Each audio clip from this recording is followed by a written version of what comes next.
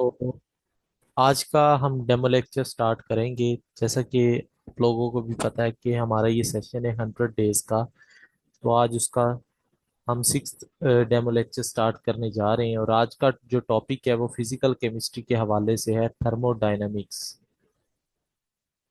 Thermodynamics जो है, अगर पीपीएससी की अगर हम बात करते हैं या एफपीएससी या कोई भी टेस्ट आप केमिस्ट्री का उठाकर देखेंगी या देखेंगे, तो कम अज कम भी 2 से 3 एमसीक्यू थर्मोडायनेमिक्स में से लाजमी आते हैं। तो ये जो चैप्टर है ये मोस्ट इम्पोर्टेंट है। और मैंने आपके साथ बुक्स भी शेयर की हैं फिजिकल केमिस्ट्री की, तो वहां से आपने ये प्रिपेयर करना है। उस बुक में आपके पास ये 3 चैप्टर हैं थर्मोडायनेमिक्स के, और तीनों चैप्टर हमने पढ़ने हैं। क्योंकि आज तो हम डेमो लेक्चर दे रहे हैं, डिलीवर कर रहे हैं, तो हमने तो प्रॉपर वे में ये सारा काम स्टार्ट करना है बेसिकली। तो थर्मोडायनेमिक्स की अगर हम डेफिनेशन की बात करें, तो थर्म का मतलब होता है जी टेम्परेचर या हीट। ठीक है। और डायनामिक्स का मतलब होता है, अगर आपने फिजिक्स पढ़ी है तो लफ्ज डायनामिक्स वहां पर बहुत दफा यूज होता है। डायनामिक्स का मतलब होता है इन मोशन। तो थर्मोडायनेमिक्स का क्या मतलब हो जाएगा, heat in motion. For example हमारे पास मेनली थर्मोडायनेमिक्स में हम सिस्टम को डील कर रहे होते हैं और सराउंडिंग को। तो ये हमारे पास कोई भी सिस्टम है, अब सिस्टम में हीट आ रही है या हीट सिस्टम से जा रही है। ठीक है। कोई भी एनर्जी की फॉर्म हो सकती है, हीट के अलावा भी कोई दूसरी एनर्जी की टाइप हो सकती है। सिस्टम में हीट आ रही है या सिस्टम से हीट जा रही है। ठीक है। कब?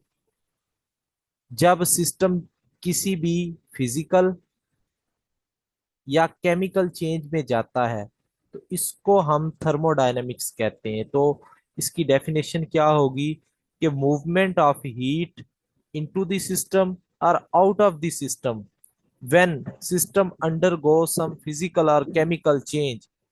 तो जब सिस्टम फिजिकल या केमिकल चेंज में जाता है, तो सिस्टम में या तो हीट रिलीज होती है या हीट वो गेन करता है। दो ही चीजें होती हैं, या हीट रिलीज होगी या गेन करेगी। तो इसको हम थर्मोडायनेमिक्स बोलते हैं। तो बेटा हमारे पास थर्मोडायनेमिक्स में जो मेनली कंपोनेंट होता है वो एक होता है सिस्टम। जी, मेन एक हमारे पास होता है सिस्टम। सिस्टम क्या होता है? सिस्टम वो चीज होती है, the thing which is under study, which is under study. जो चीज हम स्टडी कर रहे होते हैं, जो एक्सपेरिमेंट हम कर रहे होते हैं, उसको हम सिस्टम बोलते हैं। ठीक है।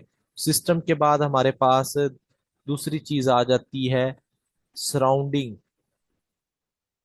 सराउंडिंग क्या होती है जी? देखिए, फॉर एग्जांपल मैं यहाँ पर एक बीकर बनाता हूँ कि ये एक बीकर है, इसके अंदर एक केमिकल रिएक्शन हो रहा है। फॉर एग्जांपल इस बीकर के अंदर केमिकल रिएक्शन हो रहा है। ठीक है जी। आज थर्मोडायनेमिक्स की क्लास है, क्योंकि ये हमारा डेमो लेक्चर है, तो इसलिए हम कोई स्पेसिफिक टॉपिक नहीं सिलेक्ट कर रहे हैं। हम जस्ट डिफरेंट चैप्टर्स के ऊपर डेमो लेक्चर्स दे रहे हैं। ठीक है। जैसे सर ने भी लास्ट टाइम केमिकल बॉन्डिंग की क्लास दी, तो सर के 4 I think 5 demo lecture sir ने दिए हैं। तो अभी 2-3 डेमो लेक्चर फिजिकल के केमिस्ट्री के हवाले से होंगे। ठीक है। इसी तरह फिर हम स्पेक्ट्रो पे भी 1-2 डेमो लेक्चर हमारे जो रह गए वो कल स्पेक्ट्रोस्कोपी पे हम उसको डिलीवर करेंगे। और मंडे से हमारा सेशन स्टार्ट हो जाएगा इंशाल्लाह। ठीक है। ये सराउंडिंग है ये। अब बात करें, ये आपके पास एक सिस्टम है, बाकी जो सिस्टम के अलावा जो भी चीजें बचती हैं, anything accept system, anything accept system. System के अलावा जो भी चीज आपके पास बचेगी वो क्या होगी? सराउंडिंग होगी। ठीक है। अब सिस्टम क्या है और सराउंडिंग क्या है ये हमने देख लिया। इसके बाद हमारे पास आ जाएगी जी नेक्स्ट जो चीज है, वो है बाउंड्री। बाउंड्री। ठीक है। बाउंड्री क्या है? फॉर एग्जांपल ये सिस्टम है और ये इसका सराउंडिंग है। अब सिस्टम और सराउंडिंग को सेपरेट करने वाली, लाइक ये बीकर है कोई, बीकर के अंदर केमिकल रिएक्शन हो रहा है, तो बीकर की जो वॉल्स होंगी, वॉल्स ऑफ बीकर जो होंगी बेटा, ये आपके पास क्या होंगी जी, ये बाउंड्री होंगी। ठीक है, बाउंड्री, अब बाउंड्री की टाइप्स होती हैं बाउंड्री। पहले तो अगर हम बात करें, बाउंड्री फ्लेक्सिबल भी हो सकती है, यानी कोई प्लास्टिक टाइप भी आप ले सकते हैं, फ्लेक्सिबल भी हो सकती है, रिजिड भी हो सकती है, हार्ड भी हो सकती है। हार्ड जैसे कोई आप स्टेनलेस स्टील का कंटेनर आप यूज कर रहे हो रिएक्शन करवाने के लिए, तो हार्ड भी हो सकती है, फ्लेक्सिबल भी हो सकती है, रिजिड भी हो सकती है। ठीक है जी। और इसके अलावा अगर हम बात करें, बाउंड्री की टू मेन टाइप्स होती हैं। बाउंड्री एडियाबैटिक हो सकती है, एडियाबैटिक, और बाउंड्री आपके पास कंडक्टिव हो सकती है। कंडक्टिव से क्या मुराद है और एडियाबैटिक से क्या मुराद है, मैं आपको बताता हूँ। देखिए, जो एडियाबैटिक का मतलब है, एडियाबैटिक का मतलब होता है ऐसी बाउंड्री जिसमें नो हीट इंटर और लीव द सिस्टम, यानी ना तो इसके अंदर हीट आती है, ना ही सिस्टम में से हीट बाहर जाती है, तो ऐसी बाउंड्री को हम एडियाबैटिक बाउंड्री कहते हैं। इसकी सिंपल मिसाल दूं, थर्मोस फ्लास्क जो होती है, उसमें चीजें क्यों ज्यादा देर तक गर्म रहती हैं, तो उसमें जो बाउंड्री होती है वो एडियाबैटिक होती है। एडियाबैटिक का दूसरा नाम होता है इंसुलेटर, इंसुलेटिंग बाउंड्री भी इसे कह देते हैं, यानी इसके अंदर कोई ना कोई इंसुलेटर लगाया होता है। अगर आप बात करते हो थर्मोस फ्लास्क की, तो उसके अंदर इंसुलेटर होता है। अब इंसुलेटर क्या होते हैं, बैड कंडक्टर ऑफ हीट होते हैं इंसुलेटर। मतलब इंसुलेटर बैड कंडक्टर होने से मुराद यही है कि ना तो इनमें से हीट पास होती है, क्योंकि मेटल्स जो होते हैं वो तो हीट पास करते हैं ना, तो इंसुलेटर इसीलिए लगाते हैं कि वो हीट को स्टॉप कर लें, हीट उनमें से पास नहीं होती क्योंकि इनमें फ्री इलेक्ट्रॉन्स नहीं होते। तो इंसुलेटिंग बाउंड्री ये होती है। और दूसरी हमारे पास होती है जी बाउंड्री कंडक्टिव। कंडक्टिव बाउंड्री कौन सी होती है, जिसमें से हीट जो होती है या टेम्परेचर जो होता है, वो आपके पास क्या हो सकता है, चेंज हो सकता है। हीट या टेम्परेचर जो है उसमें से क्या हो सकता है जी, चेंज हो सकता है, इसको हम कंडक्टिव बाउंड्री कहते हैं। तो दो तरह की बाउंड्रीज हमने पढ़ ली हैं, कंडक्टिव और एडियाबैटिक। अब हम बात करते हैं types of system. Types of system, इसमें से भी एमसीक्यूज पूछ लेते हैं कि कितने तरह के सिस्टम होते हैं पीपीएससी में, टाइप्स ऑफ सिस्टम। तो सिस्टम के जो मेनली थ्री टाइप्स होती हैं, नंबर वन हमारे पास आ जाता है जी open system. One by one हम अच्छे से पढ़ते हैं ओपन सिस्टम क्या होता है। देखिए जी, ओपन सिस्टम वो होता है, अब दो चीजें हैं ना, एक बात याद रखिएगा, एक तो हमारे पास है मैटर, और दूसरा होता है हमारे पास, दूसरी चीज होती है हमारे पास एनर्जी। दो चीजें होती है, मैटर और एनर्जी। तो ओपन सिस्टम वो सिस्टम होता है जिसमें मैटर भी एक्सचेंज हो सकता है, मैं आपको एग्जांपल भी दूंगा, और एनर्जी भी एक्सचेंज हो सकती है। तो ऐसा सिस्टम जिसमें मैटर और एनर्जी दोनों एक्सचेंज हो सके, उसे हम ओपन सिस्टम कहते हैं। फॉर एग्जांपल, आप चाय को एक पिर्च के अंदर डालते हैं, ठीक है, तो उसमें क्या होता है, चाय पिर्च चूंकि उसका सरफेस एरिया ज्यादा होता है, कप में चाय जल्दी ठंडी नहीं होती, आपको भी पता है। और इसकी बानिस्बत अगर आप कोई बड़े बर्तन में डालते हैं तो उसमें जल्दी ठंडी हो जाती है। उसकी रीजन यही होती है कि उसका सरफेस एरिया ज्यादा होता है, सरफेस एरिया ज्यादा होने से इवेपोरेशन ज्यादा होती है। अब इवेपोरेशन से मुराद क्या है, कि एक तो वहां पे वाटर के मॉलिक्यूल्स उसमें से रिमूव हो रहे होते हैं, तो वाटर के मॉलिक्यूल्स उड़ रहे हैं ना, तो इट मींस मैस जो है वो ट्रांसफर हो रहा है, यानी मैटर जो है वो चेंज हो रहा है। ठीक है। दूसरी चीज आपको मैं बता दूं कि फॉर एग्जांपल हमारा ना एक होता है थर्मल इक्विलिब्रियम, पहले इस चीज को समझ लेते हैं। थर्मल इक्विलिब्रियम ये आगे हम पढ़ेंगे वैसे थर्मोडायनेमिक्स में ही। थर्मल इक्विलिब्रियम क्या है, थर्मल इक्विलिब्रियम ये होता है कि फॉर एग्जांपल हमारी सराउंडिंग है, इसका टेम्परेचर है 20 डिग्री, और ये एक कप है, इसके अंदर चाय है, ठीक है, कप के अंदर चाय है, इसका टेम्परेचर मान ले ये 50 डिग्री है। तो क्या ये मुमकिन होगा कि ये हमेशा के लिए 50 डिग्री रहे? नहीं, ऐसा तो मुमकिन नहीं है। तो क्या होगा जी, यहां से फिर हीट ट्रांसफर होगी सराउंडिंग की तरफ, सराउंडिंग की तरफ ट्रांसफर होगी।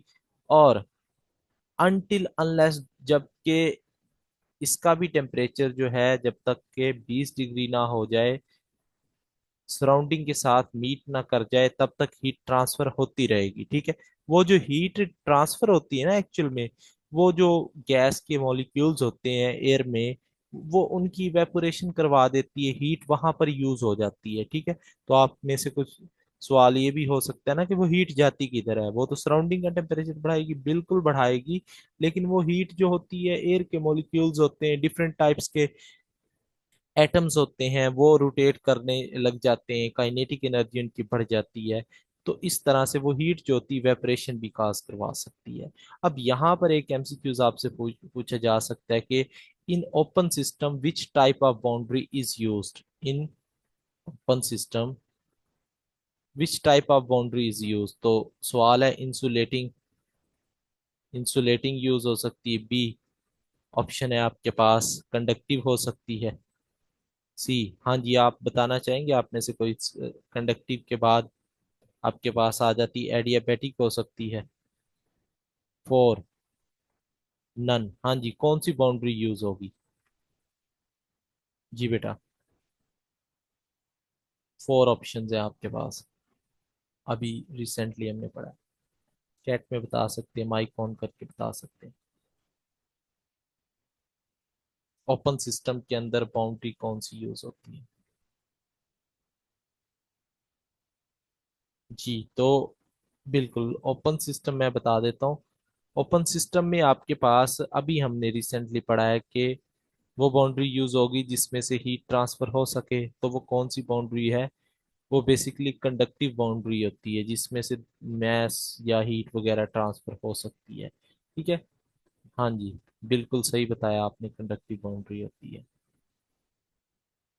तो ये तो हो गया हमारा ओपन सिस्टम। ठीक है, और देखें एक चीज मैं यहाँ पर बता दूं, हमारे पास जो होती है एनर्जी, एनर्जी को चेंज करने के दो तरीकेकार हैं जो हम थर्मोडायनेमिक्स में पढ़ते हैं। एक हमारे पास होता है वर्क, और दूसरा हमारे पास होता है जी हीट। दो चीजें हैं, यानी आपने सिस्टम की एनर्जी को चेंज करवाना है ना, या तो उसके ऊपर वर्क कर दो या उसे हीट प्रोवाइड कर दो, तो फिर जाकर सिस्टम की जो एनर्जी होगी वो चेंज हो जाएगी। यही हमारा फर्स्ट लॉ ऑफ थर्मोडायनेमिक्स भी है। ये वैसे आगे पढ़ेंगे, ये अभी बताने का मकसद क्या है वो मैं आगे आपको बताता हूँ। ठीक है, दो तरीके कार होते हैं। अब हमारे पास सेकंड सिस्टम आ जाता है, वो है क्लोज्ड सिस्टम। क्लोज्ड सिस्टम, यहाँ पर थोड़ी सी चीजों को समझने की जरूरत है। देखिए, क्लोज्ड सिस्टम में हमने पढ़ा मैटर होता है या हीट होती है या एनर्जी, ये दो चीजें होती है हमारे पास। क्लोज सिस्टम में मैटर एक्सचेंज नहीं होगा, यानी मैस जो होगा वो सेम रहेगा, मैटर एक्सचेंज नहीं होगा। फिर क्या एक्सचेंज होगा? सिर्फ और सिर्फ एनर्जी एक्सचेंज होगी या हीट वगैरह एक्सचेंज होगी। ठीक है, heat is also type of energy basically. तो यहाँ पर क्योंकि सिस्टम क्लोज हो चुका है, तो अब जो मॉलिक्यूल्स थे इवेपोरेट होकर जा रहे थे वो तो नहीं जा पाएंगे। तो हमें यहाँ से एक बात पता चल गई कि सिस्टम जब ओपन होता है, सिस्टम के ऊपर कोई ढक्कन ना लगा हो, लिड ना लगा हो, जब ओपन सिस्टम होगा तो जो हमेशा मैस होता है एक्सचेंज, वो ओपन होने की वजह से, सिस्टम के ओपन होने की वजह से एक्सचेंज होता है। तो यहाँ पर बाउंड्री क्या होगी? अगेन यहाँ पर बाउंड्री कंडक्टिव होगी। अगर यहाँ पर बाउंड्री हम कंडक्टिव नहीं लेते तो डेफिनेटली क्या होगा? फिर यही होगा कि हीट अंदर ही रहेगी, एक्सचेंज नहीं हो पाएगी। तो सिस्टम को क्लोज्ड बनाने के लिए, हीट को एक्सचेंज करवाने के लिए यहाँ पर बाउंड्री हम कौन सी ले लेंगे? कंडक्टिव ले लेंगे। ठीक है, तो ये सिस्टम आपके पास क्लोज्ड सिस्टम हो गया। Heating of any water molecules, water molecule in a close container, this is an example of close system. ठीक है, तो ये एग्जांपल हो गई है क्लोज सिस्टम की। अच्छा जी, अब देखें, मैंने आपको बताया ना, एनर्जी को एक्सचेंज करने के दो तरीके कार हैं। कैसे एनर्जी एक्सचेंज होती, थोड़ा सा चले मैं आपको इसका आइडिया देता हूँ अभी, क्योंकि ये हमारा टॉपिक नहीं है, लेकिन पता चल जाए आपको तो अच्छी बात है। देखिए, ये एक सिस्टम है, इसके ऊपर एक पिस्टन लगा हुआ है, इसके अंदर गैस फिल की हुई है, क्योंकि थर्मोडायनेमिक्स मेनली स्टडी करती है वो गैसियस स्टेट की स्टडी करती है। अब मैं क्या करता हूँ, इस सिस्टम को हीट करता हूँ, तो हीट करूंगा तो क्या होगा बेटा, इस सिस्टम का जो पिस्टन होगा वो ऊपर की तरफ मूव करेगा। पिस्टन फॉर एग्जांपल पहले V1 वॉल्यूम पर था, अब वो चेंज होकर कहाँ पे पहुंच गया, V2 वॉल्यूम पर पहुंच गया, अब पिस्टन यहाँ पर आ चुका है। ठीक हो गया, पिस्टन यहाँ पर मूव कर चुका है। तो अब यहाँ पे क्या हुआ है, चेंज इन वॉल्यूम हुआ है। डेफिनेटली सिस्टम में एक तो वॉल्यूम में चेंज आया है, ठीक है, और गैस का पहले तो प्रेशर ज्यादा था, लेकिन बाद में प्रेशर भी कम हो चुका है क्योंकि पिस्टन ऊपर मूव कर गया है। तो यहाँ पे पीवी हो गया, यानी प्रेशर और वॉल्यूम, यानी वॉल्यूम चेंज हो गया है। प्रेशर चूंकि हम, ये वाला बाहर वाला प्रेशर तो चेंज नहीं होता, एक्सटर्नल तो सेम ही रहता है। तो यानी यहाँ पर हीट की वजह से हमने क्या कर दिया है, सिस्टम को एनर्जी दे दी है। तो एक चीज ये हो गई, उस एनर्जी से सिस्टम ने क्या किया, वर्क किया। समझ आ गई बात। तो एक चेंज हमने देख लिया कि हीट की मदद से हमने पिस्टन को मूव करवा दिया है। नंबर वन ये है, ठीक हो गया। अब दूसरा, हमारे पास तरीकेकार ये भी हो सकता है सेम, कि ये पिस्टन है, हमने इसको हाथ से कंप्रेस किया है, नीचे तक ले आए हैं, उसका वॉल्यूम कम हो गया, पहले V1 वॉल्यूम था, बाद में V2 हो गया, वॉल्यूम कम हो चुका है। अब जब हम इसको छोड़ेंगे, पिस्टन को दोबारा अपनी असल हालत में आ जाना चाहिए, यानी पिस्टन क्या करेगा, दोबारा मूव कर जाएगा। अब अगेन यहाँ पे वॉल्यूम और प्रेशर चेंज हुआ है सिस्टम का, तो इट मींस यहाँ पर वर्क हुआ है, ये सिस्टम ने खुद वर्क किया है, ऊपर मूव करने की वजह से सिस्टम ने खुद वर्क किया है।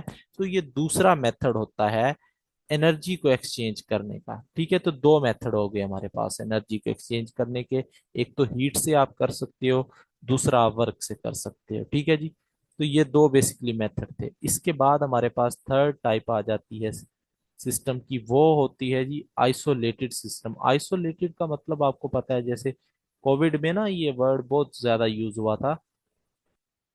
कोविड का जब पीरियड चल रहा था तो आइसोलेशन आइसोलेशन हर जगह पे ये वर्ड बहुत यूज हो रहा था। आइसोलेटेड का मतलब होता है अलग थलग, जो सबसे जुदा हो। ठीक है, तो आइसोलेटेड में ना तो मैटर एक्सचेंज होता है और ना ही इसमें एनर्जी एक्सचेंज होती है, दोनों चीजें एक्सचेंज नहीं होती। तो इसकी जो क्लोज्ड एग्जाम्पल होती है वो थर्मोस फ्लास्क होती है। थर्मोस फ्लास्क, देखिए बेटा, ये जो थर्मोस फ्लास्क है, आप देखेंगे घरों में जब काम करने के लिए मिस्त्री वगैरह लगाए जाते हैं तो उन्हें चाय देने जाते हैं घर वाले भी, और मर्द हजरात, तो थर्मोस फ्लास्क में दी जाती है चाय, ताकि वो देर तक गर्म रह सके और बार बार उन्हें गर्म करके ना देने पड़े। तो उसकी रीजन क्या आती है, फॉर एग्जांपल फ्लास्क है तो इसके अंदर एक इंसुलेटर होता है।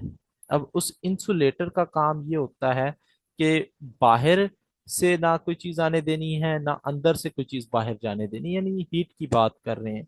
तो वो जो इंसुलेटर होता है बेसिकली वो प्रोटेक्ट करता है।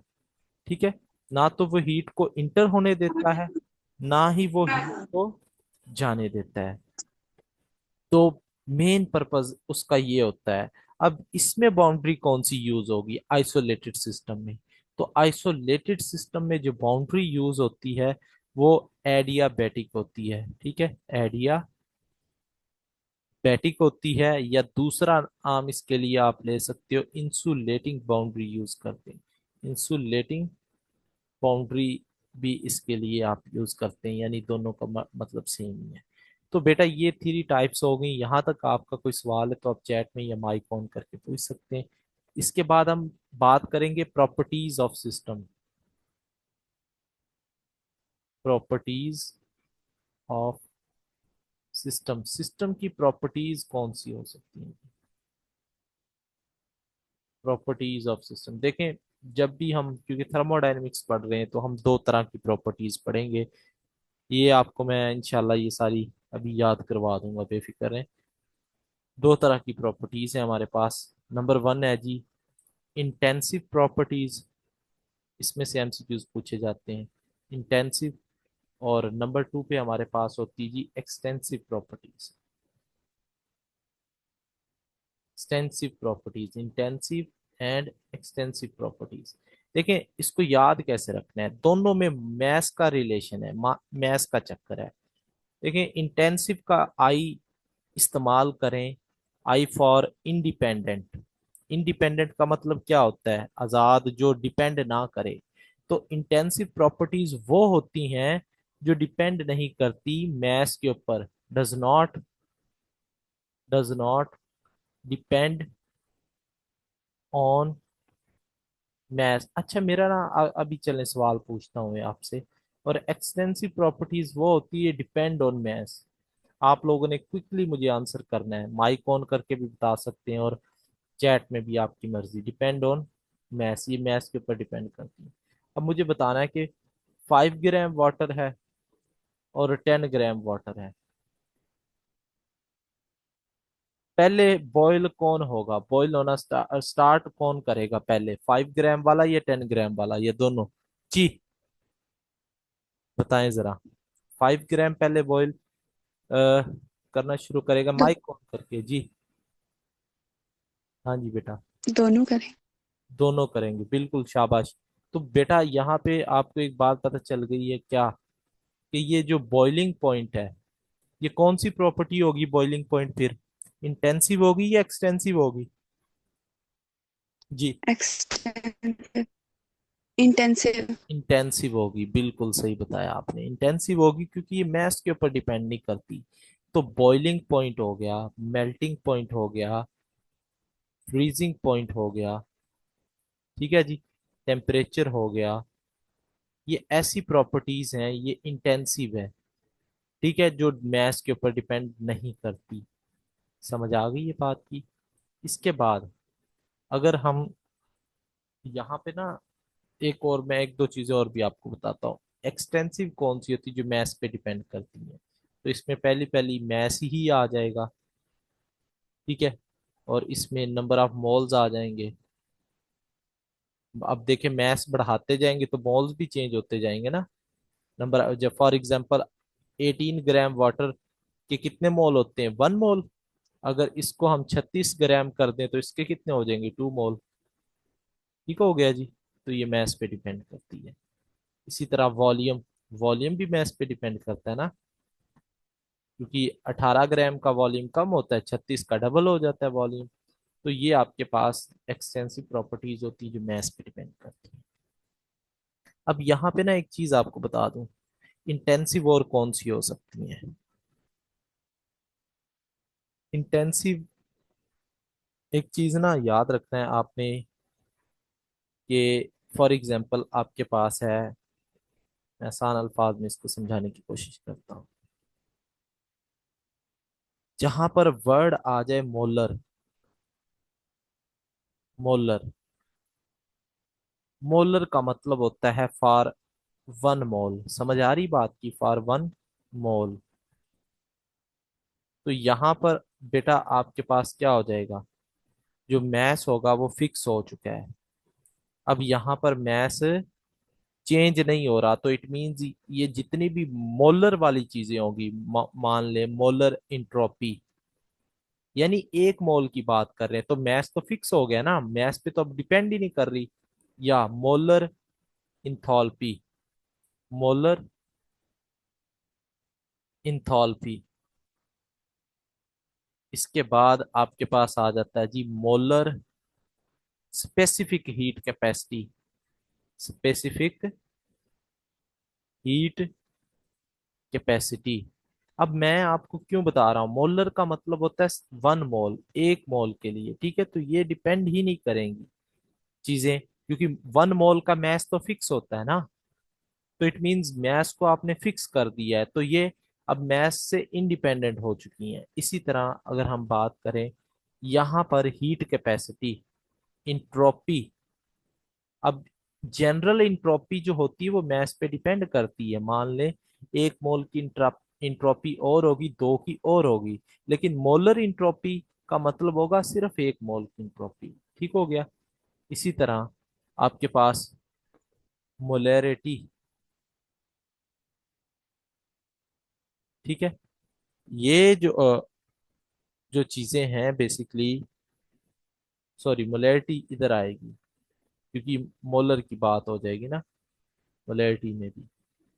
ठीक हो गया। ये जो चीजें होती हैं ये डिफरेंशिएट करवाती हैं इंटेंसिव और एक्सटेंसिव में। अब मुझे आपने बताना है कि जो डेंसिटी होती है ये इंटेंसिव प्रॉपर्टी होती है या एक्सटेंसिव, एनीवन? जी, डेंसिटी क्या होती है, एक्सटेंसिव होती है इंटेंसिव होती है? बता सकते हैं आप में से, माइक ऑन करके बता दें चाहे। डेंसिटी का फॉर्मूला मैं बता देता हूँ, D = M/V। हाँ जी। एक्सटेंस एक्सटेंसिव होगी क्योंकि मैथ पे डिपेंड करती है ऐसे, तो गलत है आंसर। क्योंकि हमें फॉर्मूले से बस इंफॉर्मेशन मिल गई है तो ठीक है, लेकिन मैं आपको इसका कॉन्सेप्ट बताता हूँ कि ये इंटेंसिव क्यों होती है, ये एक्सटेंसिव क्यों नहीं है। देखें जी, इसको समझते हैं, बहुत ही आसान है और इससे आपके मोस्टली कॉन्सेप्ट क्लियर हो जाएंगे। लाइक हम इसको देखते हैं कि बेटा आपके पास है जी, पहले तो डेंसिटी का मतलब समझ लेना, D = M/V। यानी इसका सिंपल मतलब पता है क्या है, mess per unit volume. For example ये एक वॉल्यूम है, ये कंटेनर है, हम इसको डिवाइड कर देते हैं कुछ हिस्सों में, यूनिट्स में डिवाइड कर देते हैं, 1 2 3। मान लें कि हर एक, मैं आपको कहता हूँ इसको काउंट कर ले, 1 2 3 4, 8 और 12 हो गई ये टोटल। टोटल यूनिट कितनी हो गई जी, 12।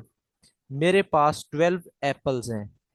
मेरे पास, आप लोगों ने बेटा माइक पे आंसर देना है जल्दी से, शाबाश। मेरे पास 12 एप्पल्स हैं। हर एक यूनिट में कितने एप्पल्स आएंगे बेटा, बताएं जरा। हर एक यूनिट में कितने एप्पल्स आएंगे? जी, शाबाश।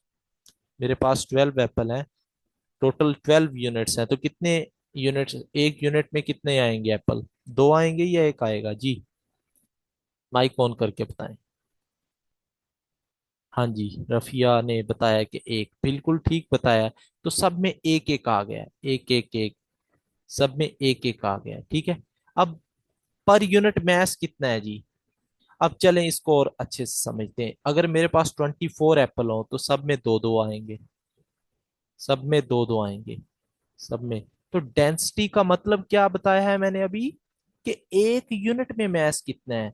तो मास per unit volume, per unit का मतलब क्या होता है, एक यूनिट में मास कितना है, पर यूनिट का मतलब क्या है, एक यूनिट में मास कितना है।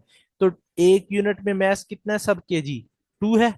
इसके भी सब में, इसके भी एक यूनिट में 2 है, यहाँ पे भी एक यूनिट में 2 है, यहाँ पे भी 2 है। तो आप बता दें, क्या यूनिट में मास डिफरेंट है? नहीं डिफरेंट।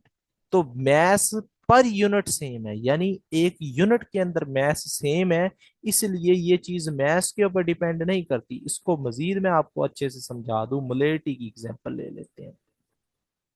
मोलैरिटी, आपने एक मोलर सॉल्यूशन बनाया है, ये एक मोलर सॉल्यूशन है, एक मोलर सॉल्यूशन है।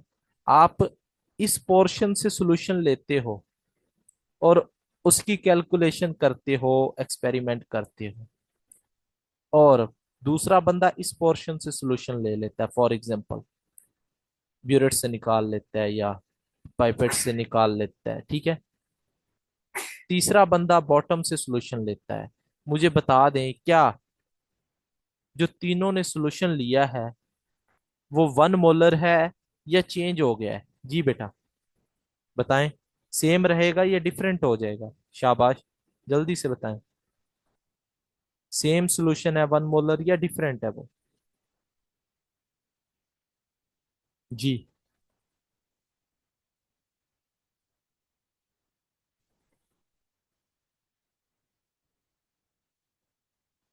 बता सकते हैं आप माइक ऑन करके भी, चैट में भी। तो तीनों ने जो सॉल्यूशन लिया है वो डेफिनेटली 1 मोलर है, वो सेम है। इस इसका मतलब क्या हो गया कि इनके जो नंबर ऑफ मोल्स हैं एक यूनिट के अंदर वो कांस्टेंट है, number of moles per unit volume is constant. In the same way मैं आपको ये बात कर रहा था कि डेंसिटी के जो हमने यूनिट्स बनाए थे, हमने जो उसमें मैस आया था टू टू था, सब में टू टू एप्पल्स आ गए थे, तो वो सब में यानी एक यूनिट में जो मैस आया था वो सेम था। तो ये चीज क्या बताती है कि ये हमें बताती है कि जो डेंसिटी है वो मैस पर यूनिट वॉल्यूम है, यानी एक यूनिट में हमने देखना है कितना मैस है। एक यूनिट के अगर सब में मैस सेम है तो वो मैस पे तो डिपेंड कर ही नहीं रही, क्योंकि सब यूनिट्स में मैस सेम है। अगर यहाँ पर 4 होता, यहाँ पर 6 होता, यहाँ पे 8 होता, तो हम कहते हैं हाँ जी डिफरेंट है, हर यूनिट में मैस डिफरेंट है। तो इसका मतलब होता कि वो मैथ्स पे डिपेंड करती है, एक्सटेंसिव फिर होती। तो आई होप ये आपको बात समझ आ गई होगी। इससे हमने ना एक जनरल कॉन्सेप्ट बिल्ड कर लिया, क्या, कि जिनके भी नीचे बटे में वॉल्यूम आ जाएगा वो सारी की सारी प्रॉपर्टीज क्या होंगी जी, इंटेंसिव होंगी, क्योंकि पर यूनिट में वॉल्यूम सेम ही रहता है, वो चेंज नहीं होता। तो सारी की सारी प्रॉपर्टीज क्या होंगी, इंटेंसिव होंगी। तो ये कॉन्सेप्ट था। हमने आज क्या पढ़ा है, हमने बेसिकली पढ़ा है जी थर्मोडायनेमिक्स, उसकी डेफिनेशन, हमने सिस्टम पढ़ा है, हमने सराउंडिंग पढ़ी है, बाउंड्री पढ़ी है, बाउंड्री की टाइप्स पढ़ी है हमने, फिर हमने टाइप्स ऑफ सिस्टम पढ़ी हैं 3 तरह की, फिर हमने देखा है कि एनर्जी को एक्सचेंज करने के कितने मेथड्स हैं, वो हमने देखा है। फिर हमने प्रॉपर्टीज ऑफ सिस्टम पढ़ी हैं, और प्रॉपर्टीज ऑफ सिस्टम में हमने डिफरेंट टाइप्स की प्रॉपर्टीज स्टडी की हैं, और उसके बाद हमने डेंसिटी को स्टडी किया और जितनी भी वॉल्यूम रिलेटेड प्रॉपर्टीज हैं उनको स्टडी किया। तो आज के लेक्चर में कोई सवाल है आपका तो बताएं, क्योंकि ये हमारा डेमो लेक्चर है तो इसको हम यहीं तक मुख्तसर करेंगे आज। तो मंडे से हमारी क्लासेस स्टार्ट हो जाएंगी, सर भी इंशाल्लाह मंडे से प्रॉपर लेक्चर स्टार्ट कर देंगे। तो कोई भी आपका सवाल है बेटा तो माइक ऑन करके पूछ सकते हैं जी, एनी क्वेश्चन। जो स्टूडेंट ज्वाइन करना चाहते हैं वो इस नंबर पे कांटेक्ट कर सकते हैं। 100 डेज का ये सेशन है इंशाल्लाह, और इसमें आपकी लर्निंग होगी, कॉन्सेप्ट बेस्ड होगी, और आपको टेस्ट के हवाले से ही तैयार किया जाएगा। 100 डेज का सेशन होगा, इसकी 5000 फी है। ठीक है जी, अगर आप with in 1 to 2 days registration करवाते हैं तो आपको 1000 की रिलैक्सेशन हो सकती है। और इसमें असिस्टेंट प्रोफेसर डॉक्टर शफकत हुसैन आपको पढ़ाएंगे, और साथ मैं भी आपको पढ़ाऊंगा, और एक और हमारे साथ मैम है इंशाल्लाह, वो भी हमें ज्वाइन करेंगी। तो फर्दर अगर आपका कोई सवाल हो तो बेटा माइक ऑन करके पूछ सकते हैं, वरना आज का लेक्चर हम यहीं पे एंड करेंगे और मीटिंग भी। जी बेटा, एनी क्वेश्चन।